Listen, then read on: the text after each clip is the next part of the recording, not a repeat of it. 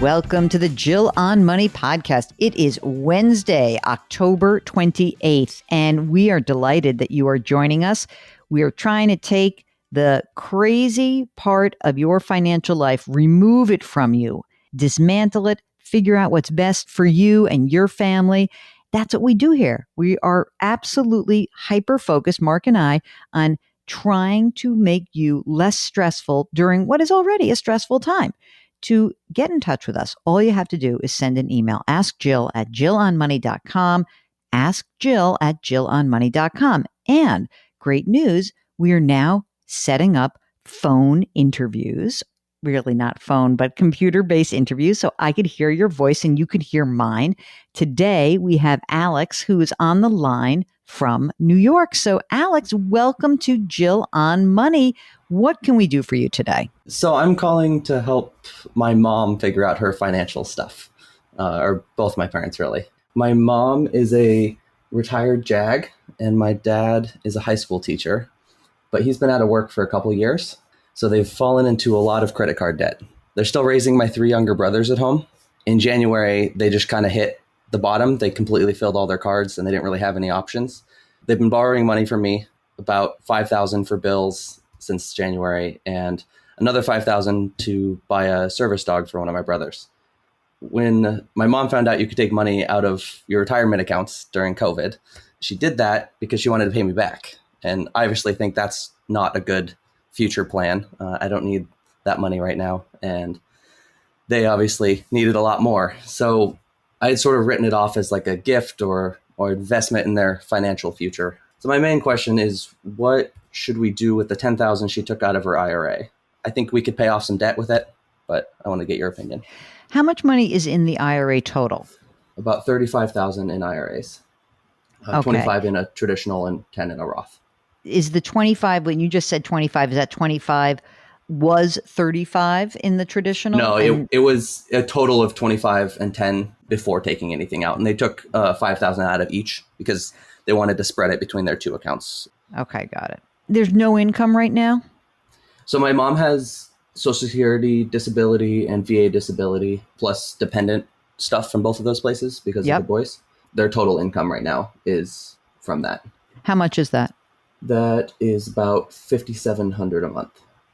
And that does not cover them, obviously. It does not. Their bills are almost $7,000 a month, just like basic life bills with 3 teenage boys. Got it.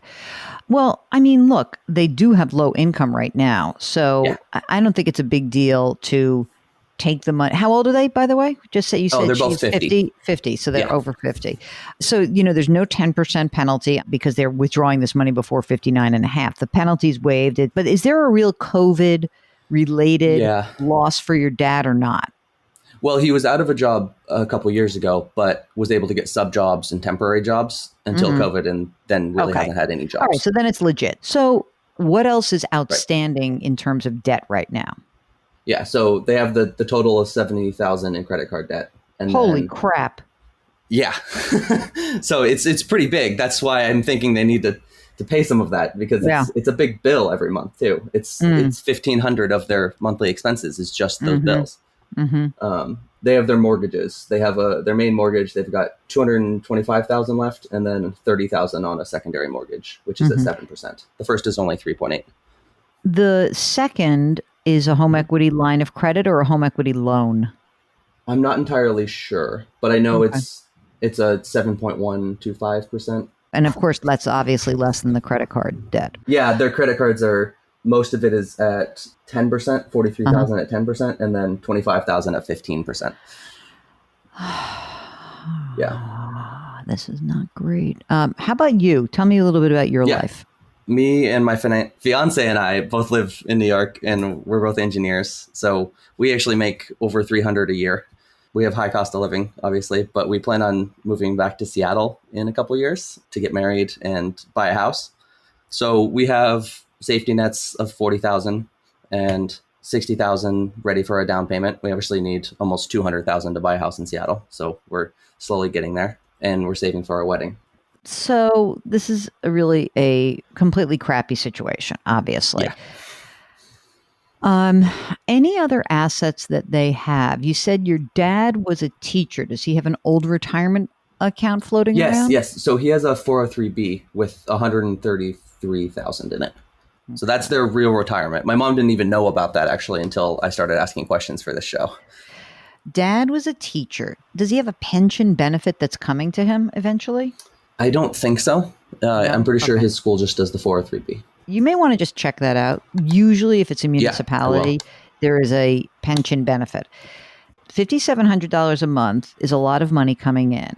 Yeah, Besides telling me that, duh, obviously your dad should be really, killing himself to do anything to grab right. $1,300 a month so they can Yeah, stop the bleeding.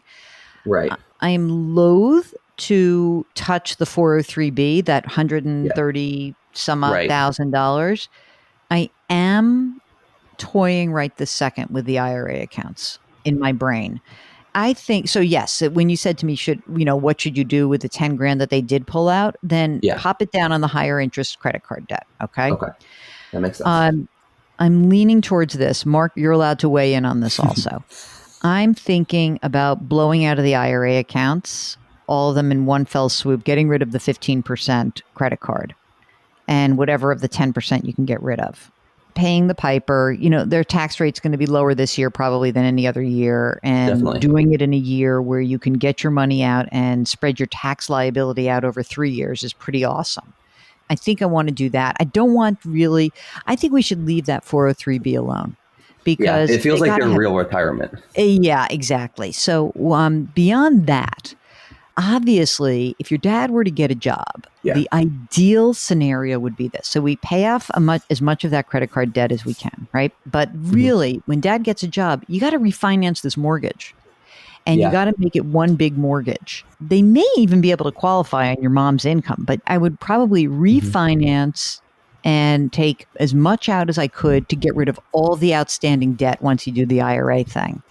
Okay. Refinance, get everything else done and have one payment. And then I wonder, I guess, if they don't have Mhm. the credit card debt, would they be able to then essentially support themselves on mom's income? Absolutely. I mean, their mortgage is 3,000 a month, and they have 1,500 a month in credit card debt. So I would think that that's kind of the game plan. So I think let's get rid of the 15%, do the IRA thing, then try to refi at the mhm. very least, see if you can refi on mom's income. Yeah, If that is possible, I mean, that could be a real game changer for them. If not, then, essentially you got to whittle down the 10% and then go to the home equity. And as soon as dad mhm. has income, I mean, that's it. Like you got to Yeah, rock and roll. I'm a little concerned that you and your fiance who are just starting your lives and, yeah, I don't want you to go down the rabbit hole of taking care of your parents. I know you're going to. I want them to hmm, try to leverage the biggest asset they have, which is the house. I think that if we could get rid of this credit card debt and make this just one payment on the mortgage, they may be able to make this work. I'm very sorry because I feel like this is just a lot to absorb for you. There are no words to really make you feel better about this. It's just a lot. So I'm sorry that you are all going through this, and I'm hopeful that dad can, scrounge up anything. right. Some money coming in the door is going to be helpful. Any money. So Mark, what do you have to say? I'm sorry. Yeah, well, that's true. Mark makes the point, and it's a really yeah, wise point that you guys have got to be on the same page and say, yeah, "Mom, Dad, you cannot get into this credit card debt. Like this is a one-time only deal." Because the right. next time this happens and it gets run up, they are going to be forced into bankruptcy. By the way, it's not the worst thing in the world. It's just that, you'd like to avoid that, especially in your 50s.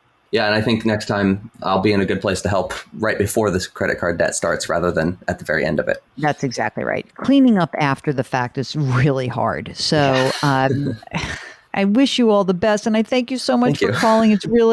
You're such a good son. It's really amazing. So, you're doing something that's very hard.